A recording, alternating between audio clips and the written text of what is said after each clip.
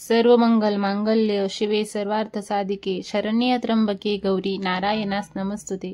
जय माता दी मित्रांनो, तर आज मी आपल्याला नवरात्राविषयी माहिती सांगणार आहे। नवरात्र कधी आहे, कोणत्या तारखेपासून चालू होते, घटस्थापना कोणत्या तारखेला आहे, दशहरा कोणत्या तारखेला आहे, नवरात्राचे 9 कलर कोणते, 9 दिवसाच्या 9 देवीची कोणत्या दिवशी कोणत्या देवीची पूजा केली जाते, हे सगळी माहिती मी आज आपल्याला या व्हिडिओच्या माध्यमातून सांगणार आहे। तरी व्हिडिओ सगळा बघा, स्किप करू नका। चला तर वेळ न घालवता आपल्या व्हिडिओला सुरुवात करूया। तर यावर्षी मित्रांनो, नवरात्र हे 9 दिवस, दरवर्षी 9 दिवस असते, पण यावेळेस 10 दिवस आहे आणि 11व्या दिवशी दसरा आला आहे। तर नवरात्र तशी 9 दिवसच आहे, पण 10व्या दिवशी गॅप असून दसरा हा 11व्या दिवशी आला आहे यावेळेस। साधारण विजयदशमी ही 10व्या दिवशीच येते दरवर्षी, परंतु यावेळेस 11व्या दिवशी आले आहे। तर नवरात्र 1 ऑक्टोबर 2000 रोजी संपते आणि त्यानंतर 2 ऑक्टोबरला विजयदशमी आहे।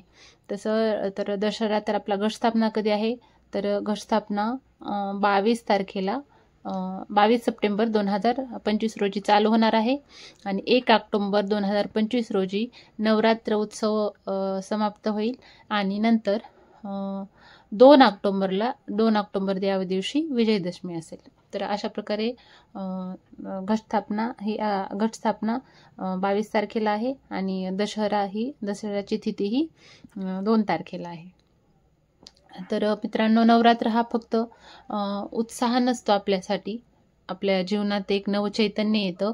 सगळ्यांना खूप उत्सुकता असते नवरात्राची, खूप सगळे खुश असतात, त्याच्यामुळे नवरात्र हे एक आपल्यासाठी खूप उत्साहदायक सण आहे। तर चला मित्रांनो, आज आपण नवरात्र उत्सवाबद्दल सविस्तर माहिती घेणार आहोत। नवरात्र हा उत्सव भारतभर अत्यंत भक्तिभावाने आणि आनंदाने साजरा केला जातो। या 9 दिवसामध्ये देवी दुर्गेची 9 रूपे पूजली जातात, ते पण मी आज आपल्याला व्हिडिओमधून सांगणार आहे की देवीची कोणती रूपे आहेत।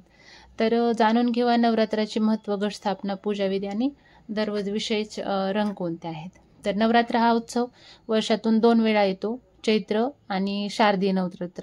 चैत्रामध्ये पण नवरात्र उत्सव केला जातो, चैत्र महिन्यामध्ये असतो।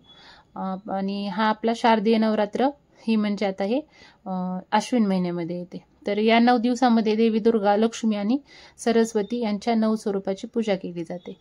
तर हा उत्सव हा स्त्री शक्तीचा, भक्तीचा आणि साधनेचा आहे। असं मानले जाते की या दिवसात उपवास, जप आणि पूजन केल्याने आयुष्यात सुख, समृद्धी आणि शांती मिळते। तर नवरात्रामध्ये बरेच जण 9 दिवस उपवास करतात। कोणी तर इतकं कठीण करतात की 9 दिवस चप्पलही घालत नाहीत, उपवासही करतात आणि कोणी चप्पल न घालता 9 दिवस आपल्या देवीची भक्तिभावाने पूजा अर्चना करत असतात।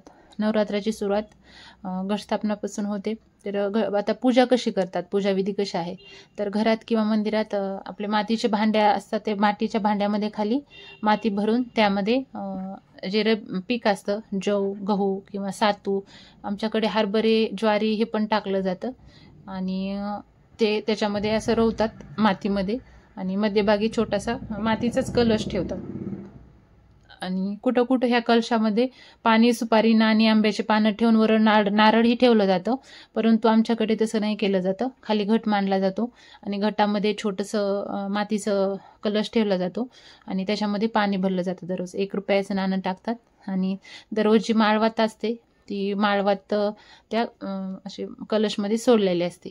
प्रत्येक दिवशी नवीन माळवात नवीन फुलाची हे त्याला हे दिली जाते देवीला आणि दररोज सकाळी आणि संध्याकाळी देवीची आरती केली जाते, मंत्र जप आणि प्रसाद अर्पण केला जातो। नंतर भक्त 9 दिवस उपवास करतात। मी आता सांगितलं आपल्याला की 9 दिवस भक्त उपवास करतात। कोणी एकदम निरंकार कठीण उपवास असतात, कुणाचे चप्पल न घालता खूप काही पाळतात, काही जण आपल्याला जसं शक्य असेल तसं करतात। तर दररोज सकाळी संध्याकाळी देवीची आरती हे करून आपली भक्ती दाखवत असतात आपल्या देवीच्या समोर। आणि नवरात्रात गरबा आणि दांडिया म्हणजे हे तर सगळ्यांसाठी फेवरेट आहे, हे पारंपरिक नृत्य आहे। तसं तर दांडिया गुजरातमध्ये गरबा आणि महाराष्ट्रात आपल्या दांडिया खूप खेळल्या जातात। गुजरातमध्ये तर नवरात्र सणासाठी इतका उत्साह असतो ना की गरबा आणि दांडियाची त्यांच्या आधी 2-2 महिन्यापासून त्यांची तयारी चालू असतात. कॉस्ट्यूम किंवा दांडियाचे गरबाची प्रॅक्टिस असते. खूप मोठा सण साजरा केला जातो गुजरातमध्ये नवरात्र हा तर. आणि आपल्या नृत्यातून झालं, गरबातून झालं, भक्तदेवीला आपली भक्ती अर्पण करत असतात. तर नवरात्रात 9 दिवसाचे रंग कोणते आहेत? तर नवरात्रामध्ये 9 दिवसाचे रंग म्हणजे पहिला दिवस आहे तो आपला येलो कलर, पिवळा कलर आहे, जो की आनंद आणि प्रसन्नता दर्शवतो. दुसरा दिवस जो की हिरवा ग्रीन कलर आहे, जे की समृद्धी आणि ऊर्जेचे प्रतीक आहे. तिसरा दिवस राखाडी आहे, ग्रे, शक्ती व भक्तीचे, शांतीचे प्रतीक दाखवतो. चौथा दिवस नारंगी म्हणजे ऑरेंज आहे, तो भक्ती व उत्साहाचे प्रतीक दाखवतो. 5वा दिवस पांढरा म्हणजे वाईट, शुद्धता व शांततेचे प्रतीक आहे. 6वा दिवस लाल, रेड, शक्ती आणि सामर्थ्याचे प्रतीक आहे. 7वा दिवस निळा, रॉयल ब्लू, जो की आत्मविश्वास आणि धैर्याचे प्रतीक आहे. 8वा दिवस गुलाबी, पिंक आहे, जो की प्रेम आणि करुणेचे प्रतीक आहे. आणि 9वा दिवस जांभळा, पर्पल, श्रद्धा आणि भक्तीचे प्रतीक आहे. तर हे दररोजचे 9 दिवसाचे 9 रंग आहेत, जे आपल्याला आयुष्यात सकारात्मकता, ऊर्जा निर्माण करते आणि देवीची कृपेचा अनुभव येतो. ह्या कलरची लिस्ट मी आपल्याला समोर व्हिडिओमध्ये दाखवली पण आहे. आणि मित्रांनो, नवरात्र हा फक्त उत्साह नाही, तर हा आपल्या जीवनातला एक नवचैतन्य देणारा आध्यात्मिक प्रवास आहे. या दिवसात आपण देवीची उपासना करतो. आपल्याला आयुष्यातील अडचणी दूर करण्यासाठी, ऊर्जा मिळवण्यासाठी आपण प्रार्थना करत असतो. तर सर्वांना माझ्याकडून नवरात्रीच्या हार्दिक शुभेच्छा.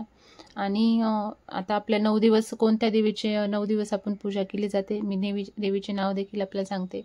तर देवी, पहिल्या दिवशी घटस्थापने दिवशी देवी शैलपुत्री, देवी ब्रह्मचारिणी, देवी चंद्रघंटा, देवी कुष्मांडा, देवी स्कंदमाता, देवी कात्यायनी, देवी कालरात्री, महागौरी आणि सिद्धिदात्री.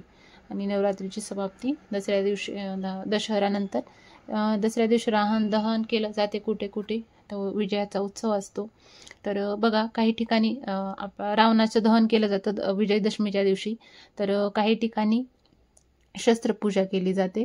तर हा एक दिवस म्हणजे चांगल्याचा वाईटावर विजय असतो. या दिवशी भगवान रामांनी रावणाचा पराभव केला होता. अनेक ठिकाणी रावण दहन केले जाते त्याच्यामुळे. आणि आमच्याकडे शस्त्रपूजाही केली जाते.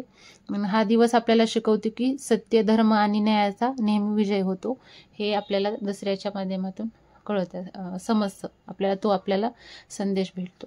तर मित्रांनो, मी सांगितलेले आपल्याला व्हिडिओ आवडला असेल, पूर्ण आपल्याला माहिती आपल्या कामाची झाली असेल, माहीत झाली असेल, तर माझ्या व्हिडिओला लाईक करा, शेअर करा आणि सबस्क्राईब करायला विसरू नका, जेणेकरून मी अनेक आपल्यासाठी भक्तिमय व्हिडिओज, कथा, अनुभव, प्रचिती असे नवनवीन टॉपिक आणले तर आपल्याला नोटिफिकेशन व्हिडिओचं. त्यामुळे चॅनलला सबस्क्राईब करा आणि लाईक करायला विसरू नका. श्री स्वामी समर्थ. जय माता दी.